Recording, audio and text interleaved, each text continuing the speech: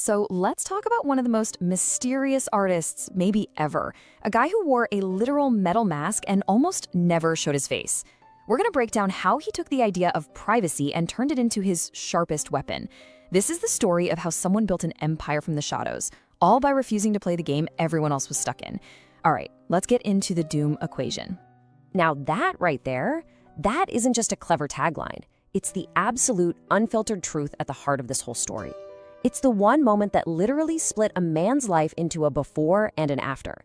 It's about how a really promising young musician was just destroyed, and in his place, a supervillain was born. That one sentence, it explains everything that's about to happen. Okay, I want you to picture this. It's 1997, Manhattan. Hip-hop is all about big personalities, right? Shiny suits, huge music video budgets. It's the age of celebrity. And inside this packed club, the legendary New York and Poets Cafe, everyone's waiting for the next person up at the open mic. But the guy who walks on stage, he isn't what anyone expects. No jewelry, no posturing. He's got a stocking pulled over his face. Later, it would become a metal mask. And you gotta understand, this wasn't just a costume. It was a declaration of war on the whole idea of fame. And that's where our story really kicks off. A villain is born. See, the birth of the MS Doom persona, it wasn't just a cool creative choice. It was a strategic move, a flat-out refusal to be what the industry wanted. They wanted a face, a brand, a marketable human. And in a world that sells personalities, he decided he was going to sell a ghost. He figured out something huge. The industry's obsession with image wasn't its strength. It was its biggest weakness. Now this is where it gets absolutely brilliant. The strategy behind this move. He called it the systemic glitch. Doom realized the industry's real weapon wasn't the record contract. It was the artist's own ego, that desperate need to be famous.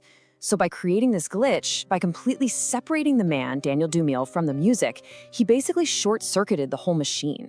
I mean, think about it. They can't control what they can't see, and they definitely can't manipulate an ego that refuses to even show up. So you gotta ask, right? Why go to such insane lengths? Why build this whole fortress around himself? Well, to understand the fortress, you have to understand the war that made it so necessary. And that brings us to our next chapter. Forged in exile. This is the painful history that created the villain. Just look at this timeline. It is absolutely brutal. Back in 1993, Daniel Dumile was this young prodigy in a group called KMD. They were about to drop their second album, and then in just a few weeks, the entire floor just falls out from under him. In April, his brother and his creative partner, Subrock, is tragically killed in an accident. Days later, their label shelves the album and drops him. Just like that. His identity, his future, his whole world, gone, erased. He becomes a ghost, cast out into what became known as his state of exile. And what happens during this exile is what changes everything. For almost 5 years, Dumile is basically homeless, sleeping on park benches. And while the rest of the industry, what we're calling the standard elite, is busy chasing radio hits and building their brands, he's on the outside, looking in. He's watching. He's seeing the system for what it is, with all its cruelty and its hollow machinery. He's not just surviving, he's studying. He's realizing that being excluded isn't just a tragedy, it's a massive strategic advantage. It gives him a perspective nobody on the inside could ever have. And this right here really nails the trade-off he was making. He paid for his future freedom with years of pain and being totally invisible. This wasn't a lost period, it was an incubation. He was learning that to build something that would last, something real, this sonic machine, he had to be completely cut off from the media machine that demanded you play by its rules. He chose to be an outcast to stay real. Figuring out the only way to beat a system that chews people up is to become someone it can't even classify, someone it can't even see. So all that time in exile didn't just give him a new perspective, it gave him a philosophy, a powerful, bulletproof mandate for how he would come back into the world, not as a victim, but as a force to be reckoned with. And that brings us to Section 3, the villain's mandate. This is the core belief that powered his entire career. This quote says it all. This was his operating system. Hide the man, amplify the myth. It sounds simple, but it's incredibly deep. For Doom, the mask wasn't a gimmick. It was a weapon for survival. He saw that if your value is tied to being young or cool or relatable, you're just a product with a shelf life. Fame is a hammer the world uses to beat you down. But a villain, a myth, well, that's an enigma. That can last forever. He wasn't hiding himself. He was protecting his art from the toxic nature of fame. And here it is, the secret sauce.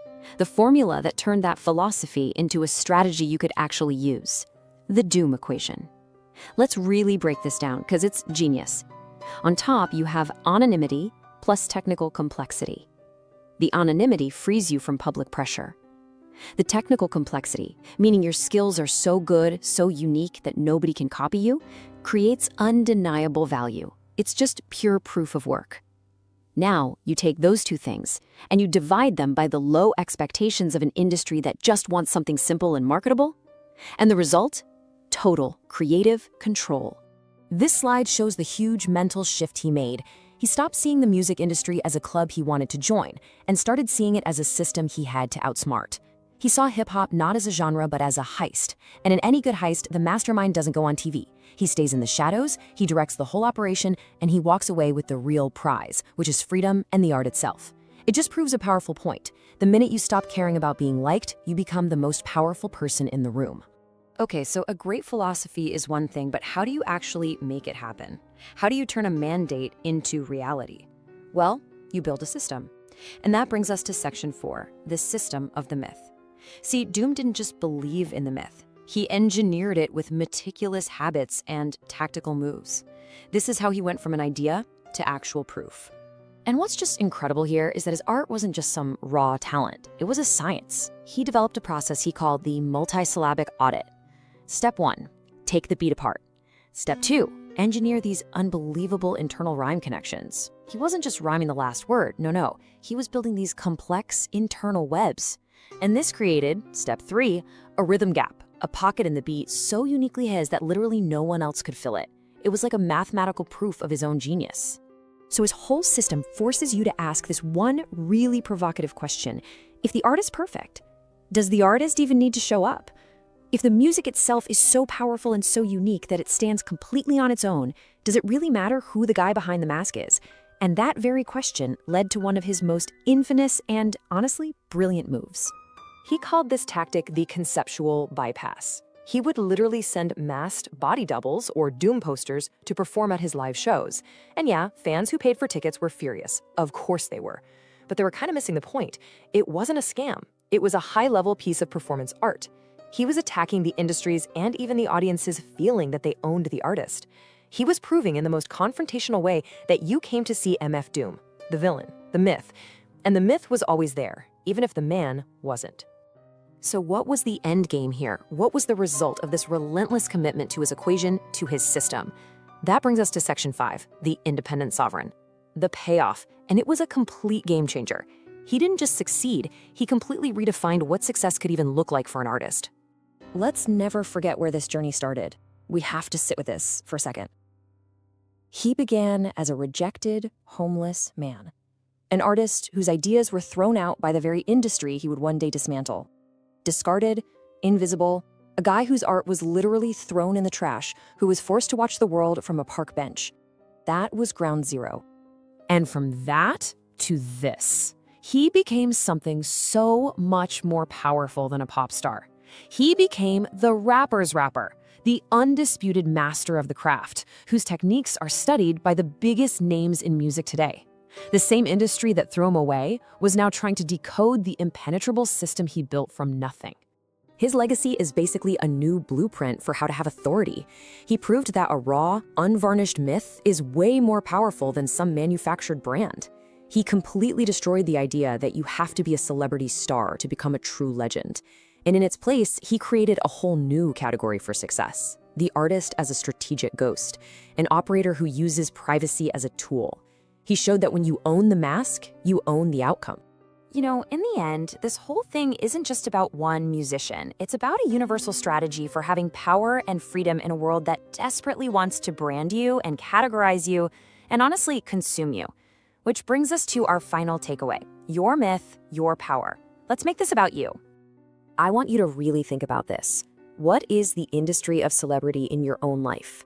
Maybe it's that constant pressure to build a personal brand on social media.